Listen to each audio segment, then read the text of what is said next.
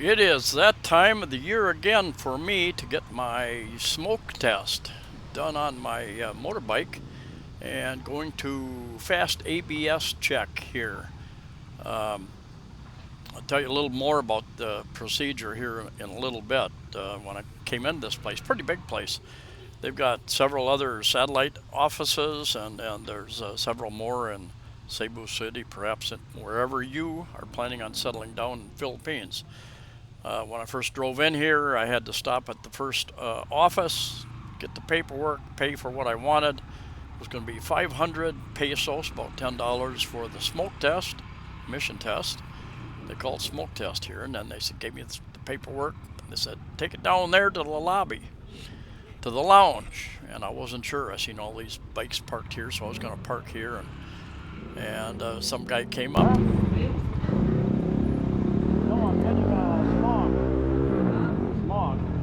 Smoke? Yeah, smoke. Yeah, smoke. You go ahead. Go up there? Oh, yeah. Okay. Your papers pass to the customer lounge inside. Just park up there. Your motorcycle. Okay. Go ahead. As you can see, and this is a private company actually. I know like in Arizona and different states, this would the state themselves have these types of setups. Anyway, I parked here, left the key in the unit, and went inside the lounge. Gave my paperwork to the lady there, and they gave me a number. And just wait till they call your number, and then you get your results and your receipt. And now this is my trip over there, and as I'm recorded this, I'm going by E Mall, Elizabeth Mall on the left there. Downtown is further to my left, downtown Cebu City. And interesting ride down here. Going to take me about 5 to 7 days to actually get the registration, and I could have gone to LTO, Land Transportation Office, with my smoke test and processed it myself, but it's easier just to pay them. And it was 500 for the smoke test, and total of 2,000, so 1,500 for them taking care of all the paperwork and getting it, bring it back, and then they said call us or we'll call you 5 to 7 days. Come and get your new registration. Could do this once every year. It's another very windy, breezy day down here, and it's part of we're having some effects, and sometime a few times during the day some real heavy downpours of rain being affected by the typhoon that's hitting northern Luzon Island. The day before I went down here, there are usually some hobble drivers, motorbike taxis outside my condo, and the one guy that I often use, I asked him, where is a place that I can go and get my smoke test, my emissions test done on my motorbike tomorrow? And he said, well, I'll show you. It was late afternoon yesterday, and he said, you want to drive your motorbike, follow me down? I said, no, it was like 3:30 I think already, and I didn't want to get down there and have him say, oh, you're too late. So anyway, I said, I got on the back of his bike, and I said, just take me, show me the way down there. And so he did, and showed me 2 or 3 other places as well. And he says, you can go there, you can go to this place, here's 2 other satellite offices of this bigger place. And I decided I wanted to go to this bigger place. Now I made a mistake, I guess. I made a mistake. I plugged the name of this place into my map, and I was watching my maps. Instead of following the route he showed me the day earlier, and I think I would have remembered it. I wasn't paying attention. I was trying to follow my map. And as I got down here, my map said take a U-turn. Well, the problem was, and I guess most people don't obey these traffic signs, but I generally do, said no left turn or no U-turn, no left turn. You can see this sign coming up here. And so I went down, and every time I was going to do a U-turn or a left turn, and get down in the area I wanted to be in, there was that sign, and I didn't want to break the law. I've had one citation here for making a left turn where I wasn't supposed to, and that was enough. I think, what, 1,000 pesos, something like that. But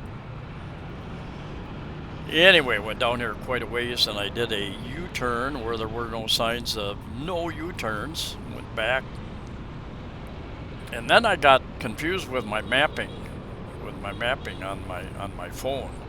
It would say, well, go this far, go 30 meters, and take a right. And yet my map didn't seem to be set directionally properly, and it was telling me to take a right, and yet it showed the road was going left, something like that. Just confusing for me. I stopped a couple times and tried to turn my map around. Anyway, basically I got lost. I got a little bit lost, but I mean, it wasn't far from where I wanted to be. I knew that, and eventually I asked a girl, and I was just around the corner and a block away from where I wanted to be. So I knew I was close.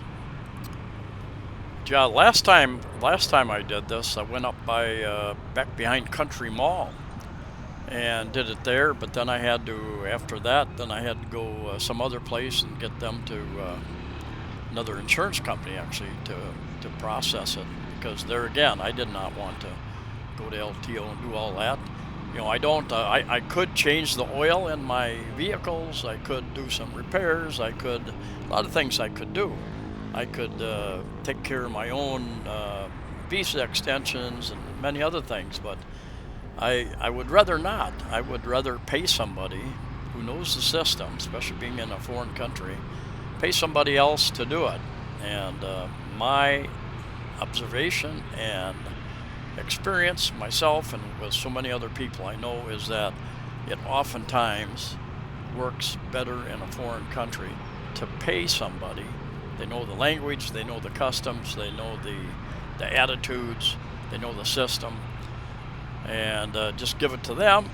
And because sometimes, even though English is the second language here, and many people do speak very good English, it can be challenging sometimes. When you're trying to, especially when you're dealing with technicalities, for instance, like registering a vehicle, or applying for marriage visas, or retirement visas, work visas, all that sort of thing. Now, I wish I had done this like a week earlier. I've got about 10 days before my registration expires, and I'm planning to take a trip sometime between then and now. Pretty sure I'm going to get the registration back before that trip. If it doesn't, it could rush my trip, be a shorter trip, and so it kind of could mess it up a little bit, my plans. Still kind of working out the details. We've had over a week, many days, cloudy, breezy, windy days, partly due to the typhoon that's been approaching the north parts of the Philippines. It's affecting us even down here. And it's been nice in that it's been cooler. Most days I've had my windows open until it got too breezy, and I was afraid my windows were going to get blown shut, maybe shatter my glass, so I closed them. But even tonight, it's real comfortable with the windows cracked open a little bit. Nice breeze coming through. And it will rain. It's been raining once or twice a day. You can see the pavement in areas is a little wet. But what is average here is that it might rain for 20, 30, 40 minutes, and then it's done for many, many hours. Might rain again later, might not. Might look like rain, might not rain where you're at. But taking a trip, kind of want a little bit of sun. You want a little bit of sun, and hope to do some snorkeling. Got a 360 waterproof camera. I hope to do some snorkeling and get that down there and get some 360 views underwater. and really hope that it truly is a waterproof camera like it's advertised to be. Intersection like this and so many other intersections, there are virtually no stop signs in Cebu City metropolitan area. People just look and go, and generally it works. You're usually not going at a very high speed, so you can react if you're paying attention. When I first started driving here with the motorbike, I did not like that at all. I still don't like. We share the road here, and I mean literally. And you've got so many people out here on the road that on the main roads, you can be knee to knee with the person next to you, and you're just hoping that everybody starts off relatively straight, doesn't swerve, is paying attention. There was a guy texting while he was driving on this trip, kind of freaked me out a little bit. I'm close. I know I'm close. I'm going to stop up here and ask somebody, and it turns out I am very close. But like I said, I had my directions confused in my head, and my mapping software was confusing me even more. Do you ever do that? Your map, your map, maybe it's upside down on your phone, and you think you're going one direction, it's pointing the other direction. It's got up, down, and down is up. And after I was all done with this, I wasn't very far from a Rusi dealer.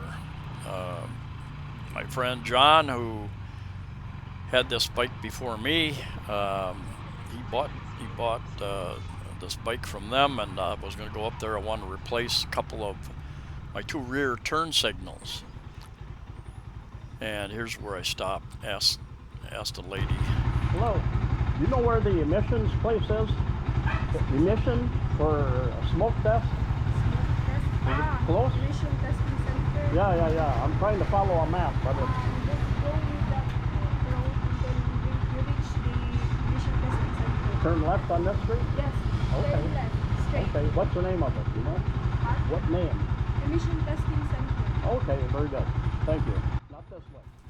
I think I was going around in circles. I've done that before. I know when I first came here in 2015, the first taxi I took, I'd been out walking a little bit and grabbed a taxi someplace in the uptown area of Cebu City, and told him I wanted to go to Premier City Suites. And he kept, in his mind, he kept saying, I heard him, City Suites, City Suites, City Suites. So he wasn't real comfortable with English. And I said, no, Premier City Suites. Anyway, he dropped me off at City Suites. And so I thought, well, he's lost and I'm lost, so I got out and decided to walk. And I think I walked maybe 5 kilometers to go 1 kilometer. I walked a mile to go half a mile, or further probably. Even Google Maps ran me down. I was using that for a while. It ran me down a dead-end road. So that's not always accurate either. I actually enjoyed the ride, including the part where I was a little bit lost because, just a little bit of exploring. Like I've said many times, for me, the journey is half the fun, rather than just arriving at the destination. And I thought maybe when I got this place they would probably close for an hour for lunch or something, but they didn't. They told me they opened at 8 until 5. The last place I used last year, I got there about 11 in the morning, and they said, you're too late. You're too late. We stopped, cut off, it's like 11 o'clock. And so I didn't really want to go back there again. Anyway, here I am back where I started this video. So anyway, that's the process. Going to be different whatever part of the Philippines you are in. Anyway, thanks for watching. Stay safe. See you next time.